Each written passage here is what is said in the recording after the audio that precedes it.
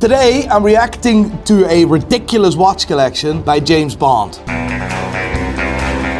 He's a handsome wee fella, right? And he's dead, isn't he? Daniel Craig? No, he's not dead, but like James Bond is dead. Bond, yeah. Is it not now a black James Bond coming? Like, what do you call him? Not Idris Elba, you thinking of? Idris Elba. Is that not happening? Like, I mean, they've left it too long now, he's too old. yeah, exactly. And for me, to be honest, James Bond can't be black. Like, it doesn't work in my system. It's not because you're white or black. If James Bond was always black, it wouldn't work to have a white James Bond. And it's now the other way around. No, I can't deal with that. And no girl either. I actually think Idris Elba would have done a good job. Yeah, 100%. Think he's great. And it would do unbelievable. But he can't be called James Bond. It's like Leonardo DiCaprio playing Black Panther. Like, that doesn't work either. Or like NBA players that are good being white. Doesn't work. LeBron James? LeBron James? What the fuck is wrong with you? Pierce Brosnan was my guy. I came from the era of GoldenEye with the Nintendo 64 game. It was the bollocks, mate. Before we get into the video, make sure you subscribe to this channel. And if you want to buy a watch, sell a watch, look up some watches, anything watch related, repair, service, whatever, please make sure you go to prideandpinion.com. Please, Johnny, show the website. And if you want to buy a watch from me personally, hit me up on the email, Nico Leonard at prideandpinion.com. This video is sponsored by FlexiSpot, but more on that later. Let's get stuck in the video. This is from Casino Royale. It's the watch I wore in Casino Royale. The name's Bond.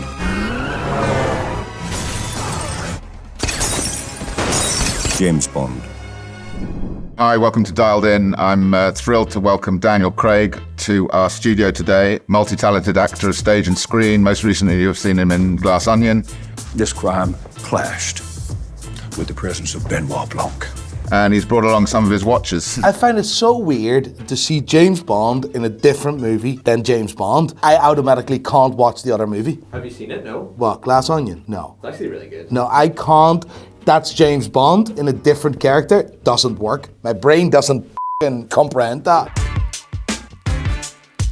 Dialed In. Why do we never get like that's what I would love to do. Like we done with Luke Combs, right? Watches on the table, talk watches. So if you're a celebrity, a real celebrity, not a fake celebrity, I only want A-listers, yeah? Hit me up, Nico Leonard at prideandpinion.com, and we can talk watches on video. Now, or DM me as well, by the way, that's fine. It's interesting that you're the Speedmaster because obviously in your role as Bond, it's much more known for the Seamaster. Right. Yes. What is it about the Speedmaster that attracted you? Well, the moon thing, one. I mean, just kind of the idea that this watch was designed, the fact that it's, you know, you have to wind it, it's sort of it's sort of very mechanical and functional. But And the winding thing, you kind of have more of a relationship with it when you have to wind it every exactly. day. It's a really good thing to say. You have a relationship with it. I'd say that's exactly right. I want to make a very serious video here. Do you have any relationship with your watch? Yeah, I usually take them off my wrist, yeah. It's a lovely Raymond wheel, and you know what Raymond does? Daniel Craig, what a gentleman.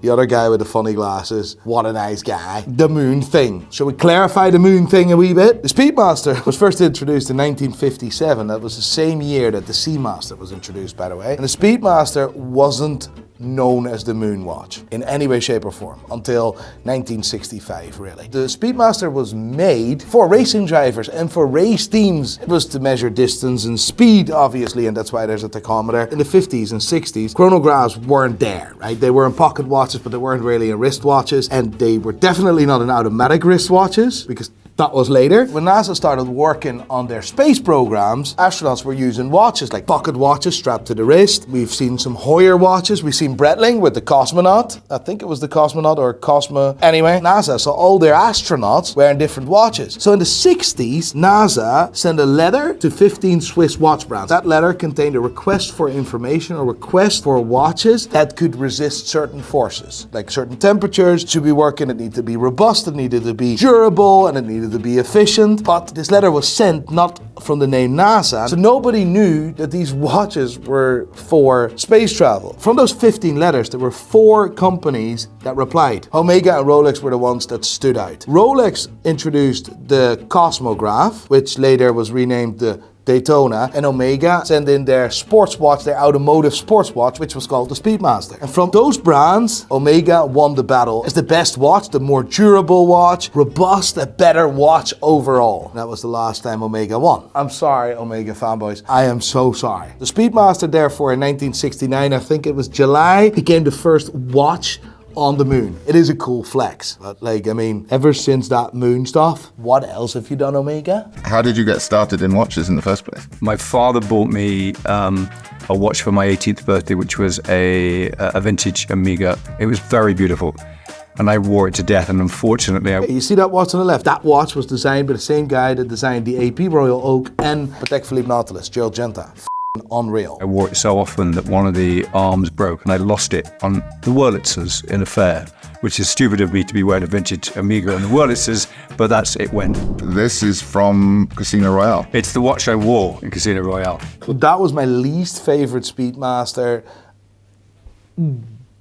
they probably ever introduced. Which was in the very first clip, which is the crane and the parkour Exactly. and the I crushing. think there were there was probably about 3 of these, and stunt guys wore them, and I had this one, and I'm sad to say, but it still had red clay on it up until it's just gone. I'd never stuff. cleaned it from that set. And it's engraved from Michael G. Wilson and Barbara Broccoli. They gave Barbara Broccoli gave it to me afterwards, and they kind of came and so it's very, very precious to me. But I never wear it. I mean, it's too precious. It's special, right? So this one's really intriguing, and it sent me down the rabbit hole last night at about 10:30. Oh, that's class. It's a 300M. Oh no, it's not a 300M, it's Seamaster 300. I found a very similar watch like that, a military issued Seamaster 300. Actually, there's a book here. Omega sold watches to the British military, and specifically the SAS, this watch, and that was used during the Troubles in Northern Ireland. An extreme rare British military issued 1967 Omega SM 300 for the Special Air Force, the SAS. Absence of T. If it didn't have the T, it shows that it was a very early issue, but stood for tritium. That was a radioactive material that was used to give lume, to light up the dial basically, or light up the numerals and the hour markers. And that was specifically used in Northern Ireland during the Troubles. That's that same era watch. However, looking at this one has been relumed and been with like you have no idea. It's a mid to late 60s Seamaster 300 diver, but I don't think I've seen very many which actually have the old script on it.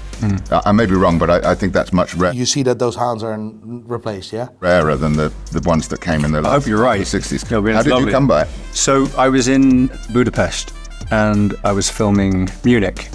I'd already had the meeting with Barbara. There wasn't an offer on the table, but it was sort of like it was getting very close to crunch time about whether or not I was going to kind of get involved. And I saw it in the window of a shop in Budapest, and it was in a real state. And in fact, if you look, I mean, you can see it there, but there's sort of damage On the loom. on the loom. Yeah. And it was sort of working, and I got totally taken to the cleaners. All right, yeah, he's been taken to the cleaners. Now this one's a nice one. This is the coaxial, master coaxial chronometer from Spectre. Yeah.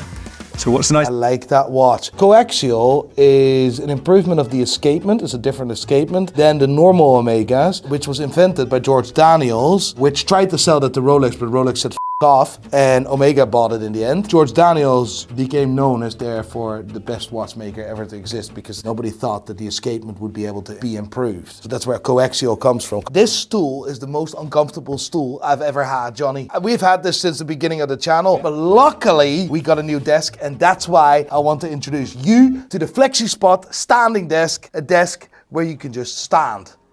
That chair is horrendous, so let's stand. This desk lets you switch between sitting down and standing up with one push of a button. It's like having the perfect balance between comfort and productivity. We transformed our entire studio with FlexiSpot desks, and now I want one at home as well. I spend way too much time sitting down, so it's good to stand up for once and actually be active, feel the energy. So now I can go from sitting down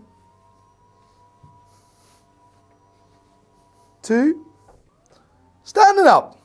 No more sitting down like a gremlin for hours on end. With FlexiSpot, I can stay active and keep my energy levels up, which means there's more time for what we all love, watches and making videos. So if you want to upgrade your workspace and give your back the care it actually deserves, FlexiSpot provides all kinds of standing desks, ergonomic chairs, everything you need to be more comfortable and more productive. If you want a really stable frame for premium use, I recommend their E7Q with a 4-leg design. If you want a FlexiSpot desk now, first link in the description. And you know what? Black Friday is coming up and that means discounts. Thank you FlexiSpot for supporting me, my pack, and supporting the video. So what's nice about this one is, you can see, this is not for sale, Right.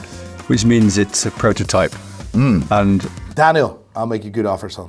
I was a bit scared about bringing this one in today because Really? I Yeah. thought they might. Oh, remember that? That's class. That was my favorite strap of all time, and therefore I wanted to make my own. I had them made a couple of years ago. No. No, I didn't really market them after. That actually has the Pride and Pinion crown as well. But that watch was the first time I saw that strap, and I thought it was the f***ing bollocks. So I wanted to make them, right? And I did make them with the Pride and Pinion crown and all sorts of details. But then, yeah, I forgot to really market them, and yeah.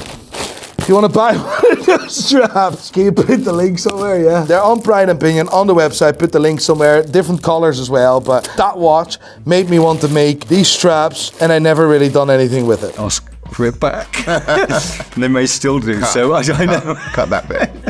I've got the lollipop version of that one as well, which I was going to bring in, but I just thought that was much nicer because I probably shouldn't own it. This one, I didn't even know this existed until I saw this a picture of this yesterday. Right. It's the Memomatic. Tell me about that. I love this sort of. Why does this guy not know that this watch existed? I think this was introduced in 68 or 69 or 1970. Either one of them. It was to compete as well against the Memovox from Jaeger-LeCoultre. This is an alarm watch. A watch that actually rings like a motherfucker whenever you set the time. It's like an alarm on your phone, but then on your watch. Big difference with the Memomatic and all its competitors is that you can actually set this on the minute accurate. And you couldn't do that with the Memovox, or at least the first few iterations. It's horrendous looking. I think it was the first ever alarm watch, at least automatic alarm watch. And I also think it's the only alarm watch that Omega ever produced. So it is quite cool, but horrendous. Early 70s, or maybe even 1969 rings a bell. The period when, that television series Space 1999, they're sort of futuristic watches. They kind of, but what really appealed to me, but this has got an alarm on it. Yeah.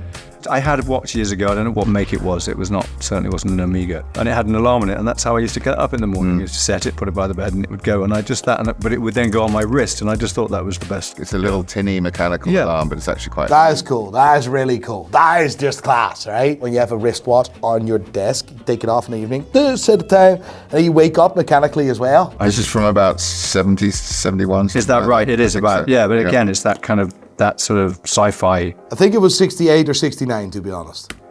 kind of thing, and they put this rather chunky but rather nice. I think a lot of it, strap on. that design was in the sort of follow-up to the moon landings. Everyone went space mad. Oh, back on the moon? Yeah, again, that's It's just the 40th anniversary moon landing from 2009. Yeah, that always pisses me off, to be honest. That's another one of those limited edition, special edition bollocks. Although I like the anniversary variations, but then they do all sorts of other iterations that does my head in. But this is half decent, but like, come on, stop that. Stop milking this. That's the kind of the basic moon watch. And then when I got a bit more money, I got that one because it was like it's just the commemorative one. And again, that's I can see from it because the state of it, I wear it all the time. So it's again all these watches. I don't tend to wear that off very often, but I wear all of these watches. I'm sure there's some that you sort of keep under lock and key, but you really like to wear them rather than. I mean, what's the point? What's the point? You can't hide things away. You've got to. It's like it's a bit kind of hoarding things. I've got to put them on your wrist and wear them, get the function out of them. Yeah, absolutely. Now, this one is interesting. This is from Yann Arthus Bertrand's organization, which is for sort of protecting the ocean. Right. Did you pick this up for a particular reason to do with that? operation, or is it just something that came? Yeah, I wanted to clean the ocean, so I bought a watch. And This is you where by this, chance. this is where this interview just goes down the pan because it's blue. As good a reason as any. But it's also got, you know, there's the orange ones that were around, which I've never been able to, I couldn't wear an orange one, but it has the blue and it's got the orange picked out on the side, and I just think it's just a beautiful watch, just like, you know. And again, I wear this one all the time as well. You can tell it's covered in crap. I did actually try to clean some of these, and then I just thought, oh, sod it. I was there with my little toothbrush and cleaning it. I'm like, oh, come on, that's what they did. That's what I did, you know. I'm going to bring in this one now, which actually we borrowed for the day, which is your most recent Seamaster 300. Your watch, How strong is it? fairly strong. This is titanium. It's a really lovely watch. No Time to Die was good as well. I'm not gonna lie. I really enjoyed that. You ruined the ending for everyone on YouTube? The Yes, day after it I came did. out? I did. The day No Time to Die was aired in cinema for like the first day. Like everyone went to the cinema. I called Simon and he texted me. He just texted me, "I'm in the cinema, mate. I'll call you after." And my reply was just this: "Okay, no problem. James Bond is dead." And he was fuming after. That was the week, I think, or maybe the same day that we launched the video about James Bond's watch collection. What was it again? I titled the video a normal title, Watch Expert Reacts to James Bond's Watches or something, and then you changed the title last minute before we uploaded to Watch Expert Reacts to James Bond's Death and Terrible Watches. Sounds like a me And thing. there was no death in the video whatsoever. We didn't even mention it. But he did die. This is the only watch I really want. I owned this watch, I sold this watch, and I should have never sold this watch. And I really want to own it again. The problem is, they're significantly more expensive now than they whenever I had it. Beautiful watch. It is mad crazy light. It's made in titanium. It is just a beautiful watch. The dial is like a wee bit faded. It's just, I love that watch to bits. One of my favorite watches of all time. Because it's very retro and it's very modern at the same time. I like the fact that they put the broad arrow on the dial as well, Yeah. which has been a mark of ownership by the crown or by the government. Wow. Basically means this is not your watch. You're going to give it back when you finish your service or whatever it is. Is there something that's a sort of a watch that's out there that you have in the back of your mind that you're still looking for, or if it comes along, you'll nab it? Something in your head? I don't feel very comfortable wearing the really expensive watches, and I've got a couple of really nice ones, so for very special occasions I wear them. But on a day-to-day, I want to wear a watch that feels like I feel comfortable having on my wrist. Now, if under threat of being evaporated, you had to keep one of these watches, which one would you keep? It's a toss-up between those two, because I bought that, but I think it has to be the Casino Royale one. It's like, it's kind of, that has a incredibly significant, it's the moment my life changed, basically. So I think I'd have to sort of say that was the one. What a cool guy and what a gentleman. There's a good aura around him, I feel. It just feels like a legend. And yeah, I'm happy I've seen this, but it's just an advertisement for Omega, really, isn't it? I really want to do stuff like this in our environment, and I know I can get so much out of someone like Daniel. I'm pretty sure I can make him feel comfortable and get so much out of him, so much more than I've seen here. I would really love to do that, and I think the watch world deserves that. What a guy, but I would love to do that. I only want to do this with A-list celebrities, not B-list celebrities. If you're B-list, just don't bother contacting me at all, unless you want to give me money for a watch, prideandpinion.com. I'm joking, lads. Thank you, FlexiSpot, and I'm really happy with my new desk. First link in the description.